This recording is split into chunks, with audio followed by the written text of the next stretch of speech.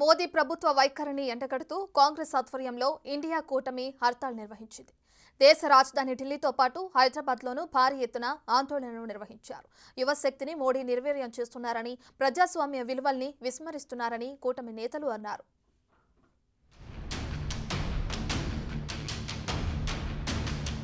India కూటమి పక్షాలు దేశవ్యాప్తంగా ఆందోళన నిర్వహించాయి. దేశ రాజధాని ఢిల్లీలోని జంతర్ మంతర్ వద్ద కాంగ్రెస్ నేతృత్వంలో కూటమి నేతలు నిరసన చేపట్టారు. 146 మంది ఎంపీల్ని సస్పెండ్ చేయడాన్ని ఖండించారు. పార్లమెంటు భద్రతని గాలికొదిలేశారని కాంగ్రెస్ నాయకుడు రాహుల్ అన్నారు. ఉద్యోగాలు లేకపోవడంతో యువత నిరాశలో కూరుకుపోతోందని ఆవేదన తెలియజేశారు. పార్లమెంటుపై దాడికి ఇదే కారణమన్నారు.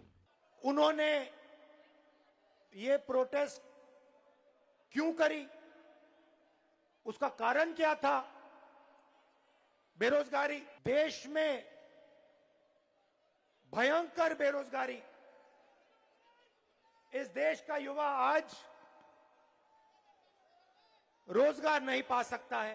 ప్రజాస్వామ్య విలువల్ని మోడీ ప్రభుత్వం విస్మరిస్తోందని ఏఐసీసీ అధ్యక్షులు మల్లికార్జున్ ఖర్గే ఆరోపించారు. ఎంపీల్ని సస్పెండ్ చేసి 3 కొత్త చట్టాల్ని ఆమోదించుకున్నారని మండిపడ్డారు. वो हमको कहते हैं देश को ये बर्बाद कर रहे अपोजिशन के लोग, देश को ये लोग यहाँ पर डेमोक्रेसी नहीं चलने देते, ये कहते हैं.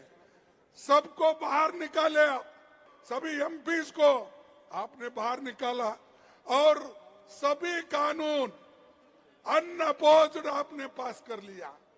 3 क्रिमिनल कानून ऐसे हैं, आगे आने वाले दिन में वो सारे सिटीजन्स को सताएंगे. హైదరాబాద్లోనూ కాంగ్రెస్ నేతృత్వంలో ఆందోళనలు కొనసాగాయి. ఇందిరా పార్క్ ధర్నా చౌక్ వద్ద ఇండియా కూటమి నేతలు నిరసనకు దిగారు.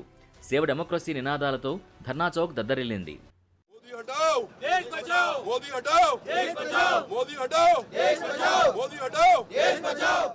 దేశంలో అరాచక పాలన రాజ్యమేల్తోందని తెలంగాణ ఉప ముఖ్యమంత్రి భట్టి విక్రమార్క ఆగ్రహం వ్యక్తం చేశారు.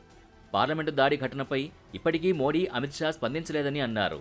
భద్రతను ప్రశ్నించిన 146 మంది ఎంపీల్ని వెలివేయడం సిగ్గుచేటని అన్నారు. ప్రజాస్వామ్యానికి అత్యంత గౌరవప్రదమైనటువంటి చట్టసభలపైన ప్రజలందరూ కలిసి ఎన్నుకోబడి ప్రజాస్వామ్య దేవాలయంగా గుర్తించబడేటువంటి భారత పార్లమెంట్ పైన దాడి జరిగితే ఆ దాడికి సంబంధించినటువంటి సమాచారం పైన,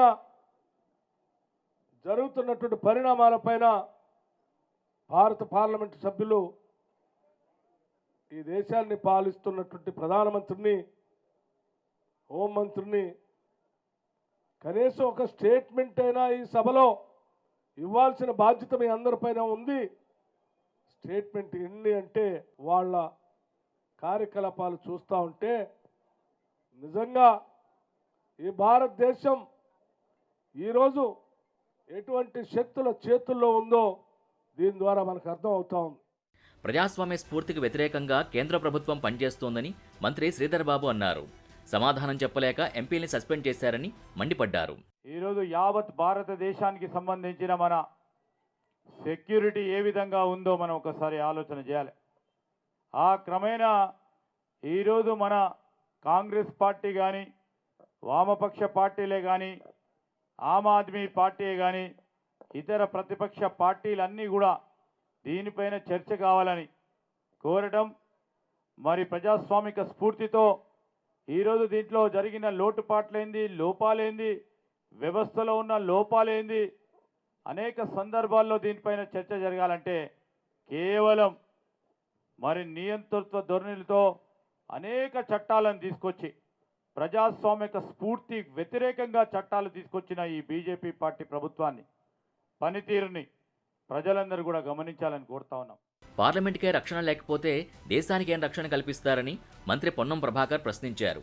దేశ భద్రత గురించి ప్రశ్నించే హక్కు ఎంపీలకు ఉంటుందని అన్నారు.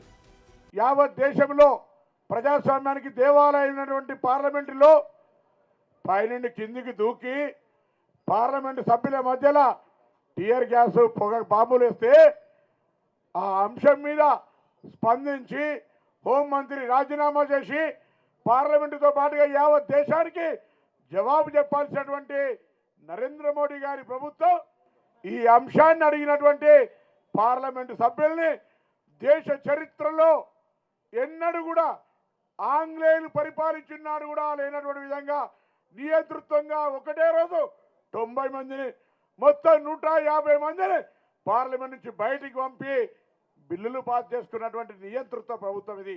విపక్ష ఎంపీల సస్పెన్షన్ ఎత్తివేయకపోతే ఆందోళనలు తీవ్రతరం చేస్తామని కాంగ్రెస్ సహా ఇండియా కూటమి నేతలు హెచ్చరించారు.